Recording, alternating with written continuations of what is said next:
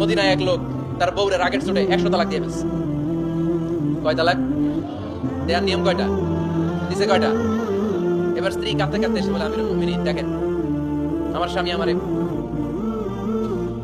রেগে মেগে 100 তালাক দিচ্ছে। ওমর ফারুক বলে, দইরা নিয়ে এটা নিয়ে আসা হলো। ওমর ফারুক বলে, কয়টা তালাক দিয়েছো? কয় 100টা। কেন দিছো? কয় মাথা গরম আছিল। এরকম আছে না? তালাক দেওয়ার সময় সব তালাক, তুই তালাক, তোর মা তালাক, তোর বোন তালাক, সব তালাক।